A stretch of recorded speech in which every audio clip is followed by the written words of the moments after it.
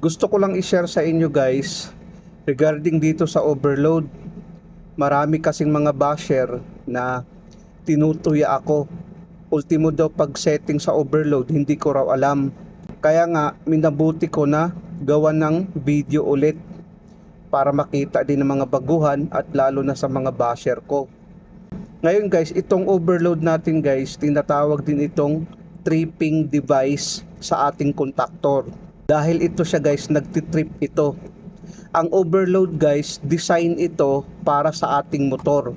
Na ang ibig sabihin, pag ang ampere ng ating motor ay sabihin natin 9 ampere, dapat pihitin natin to 9.5 lang.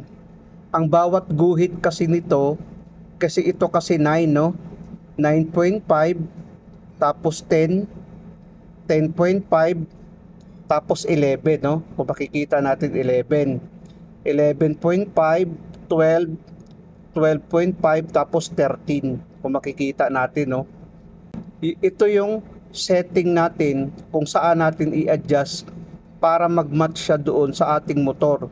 Halimbawa kung ang motor natin, ang full load niya ay 9 ampere. So ito 9 ampere na ito guys. Pag i-setting natin guys, gawin lang natin tong 9.5, ganun mo lang oh. Itong white kasi, itong white na ito yung nagtuturo regarding sa ating ampere. So yan ay 9.5 na yan. Ito kasi ay 9. Kung makikita natin, 9 yan siya. Isang guhit lang, yan 9.5 na yan. Kung makikita natin, yan ay 9.5. So ibig sabihin 0.5 lang ang lamang.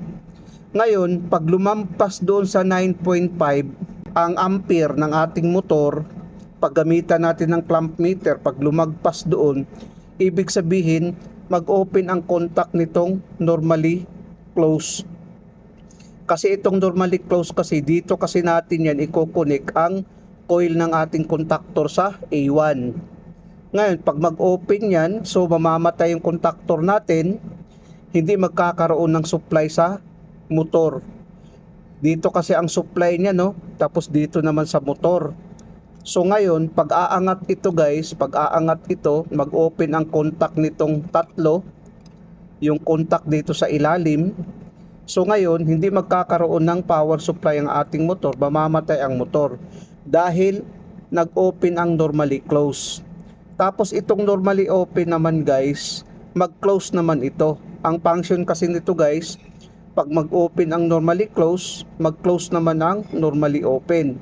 So ibig sabihin, dito natin lagyan ng indicator lamp na yellow. Pag mag-trip siya guys, iilaw ang yellow. Tapos ngayon, mamamatay naman ang contactor kasi mag-o-open ito. Ngayon ang tanong dyan, paano naman natin i-connect dito sa normally open yung pilot lamp? Ito siya guys, gagawin lang natin tong switch.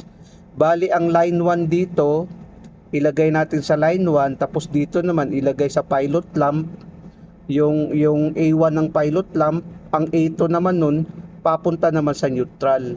So ganun siya guys. Ngayon pag i-reset natin guys, ito yung reset niya. Babalik to ngayon na mag-o-open ito, magko-close naman ito. Ito pa ang tanong, bakit nagtitrip yung overload relay natin?